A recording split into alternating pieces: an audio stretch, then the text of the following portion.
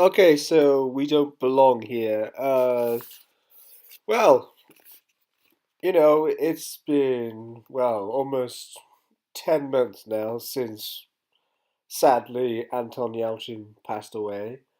And now it's his first movie out of, four movies. They're gonna come out in the wake of his death. So, yeah, we have this movie. It's a bit strange. I mean, I liked its strangeness, but I don't think it's gonna be a movie for everybody. And then I think that the thing that definitely, signifies that is it had some very bad ratings on the PS Store, so it's definitely going to split people. I don't think it's as bad as they rated it. Personally, I quite enjoyed the movie. Having said that, I don't think the movie's great by any means, but it's definitely not a terrible movie. Um, I mean, he's great in it. I mean, it is somewhat strange watching him on screen again because this is the first movie um, sort of obviously after Star Trek. Because obviously, I knew Star Trek just came. Well, it pretty much came just a month after he died, right? But um, I don't think people really count like that kind of movie as like, oh, because he's been gone for a while now. That these are like his films that are finished and going to be seen. Because Star Trek's very much like a mainstream movie, and like these movies that he's got coming out now, like this one, is very sort of like not mainstream at all. Like some people like hate this movie or they'll like quite like it, or like some people will love it, but a lot of people won't actually get to see this movie, and that's the point, I think.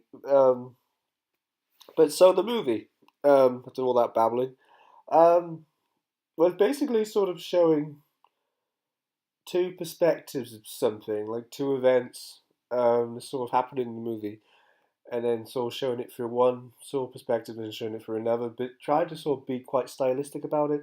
And then there's the forefront of like there's like people who have problems in their lives and complain, or they have to take pills, or there's the singer who's like annoyed that her family don't really bother with her, and she has like an annoying boyfriend who's just a bit of a knob, not really doing anything, and it just seems like it's trying to say stuff about like the way that people live their lives, and not everything's seemingly so perfect, and I think the movie achieves that. I don't think it achieves it to like, oh, like it's a groundbreaking, amazing movie, but enough to keep you entertained. And I think the cast did a good job. I think obviously there are ones that you know who they are, and like, oh well, there's the girl from Bridesmaids, there's that person, and so forth. But I think more than anything, the attention is on Anton Yelchin, and he's in quite a bit of the movie. At one point, I sort of thought, oh, now he's not going to be in the movie anymore, is he? But then they bring him back, and I'm like, oh, okay, well this is good because I want Anton because I personally was starting to feel a little bit like, oh no, they better not do that right now. Oh, they better, oh, you better bring him back, like, and have his characters like do something. You're like, can't just leave. Um, but no, it was fine. He came back, but I think this movie wouldn't really have that much attention if he'd still been alive. I mean, I'm not saying it's a bad movie. I mean, I enjoyed it, but I don't think it's like a split thing. You think in some way a lot of people aren't going to watch this movie, but still there's like a certain amount of his fan base that will still want to watch this movie, and it's garnered that sort of attention, and it's it's quite odd in that sort of way that like that it's still like a movie that people want to see, but not really everyone wants to see it. So there's that. I mean, it is really sad watching him. I mean, I sort of teared up at the end almost, and it's just strange. I mean, also, it's kind of a weird thing that the movie just kind of talk about like death and like stuff about being up there or do we actually die and all that, and then we all know it actually did happen to Anton. So I know when you watch a movie, you're supposed to sort of take yourself out of it and not really think about that, but I couldn't help but feel that about it, and I was into the movie and I was quite engaged and I was, enjoying his performance and he's very good. But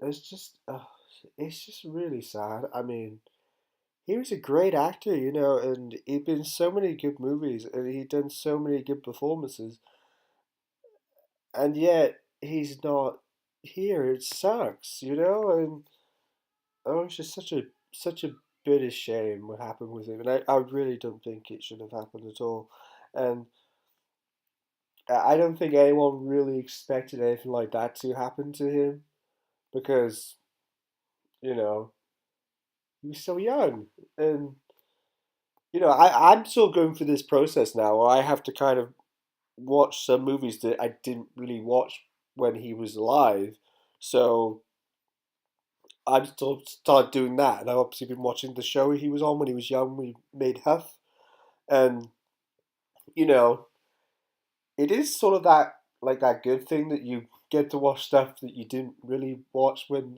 they're around. I did obviously watch quite a lot of Anton Yelchin stuff anyway, but yeah, so I'm doing that, and I think it's still sad though. Like I say, to see him. I mean, he has so much charisma. He's so much dedication to the way he acts. He had a certain style to the way he acts. Like in many ways, like Felicity Jones said, there's no one else like Anton, and it's sad in a way because we'll never. Well, we're not really, like I say, we're not really going to see much more of him now. But the three movies are still coming out, but I don't know when because it's supposed to be Thoroughbreds, Rememory, and what was it one? Porto. Um, but there was some mix up with the way they've been released. I don't really understand what's happened, to be honest. But it's sort of one of those things where, like, well, I'll see it before I believe it. So, yeah, this is the last movie he worked on, but it's out first. I don't really understand how that's happened, but oh well. Um, well, at least we got to see this one first. I guess we just have to wait a long time to see the other ones. But overall, like I say, I enjoyed the movie. I don't think it's fantastic. It's not up there with some of the best movies he's been in, but it's certainly not the worst movie he's been in, which is Odd Thomas, which was a terrible movie. But I liked it for what it was. I definitely probably watch it again, and I'd say it's worth watching just for Anton. So yeah.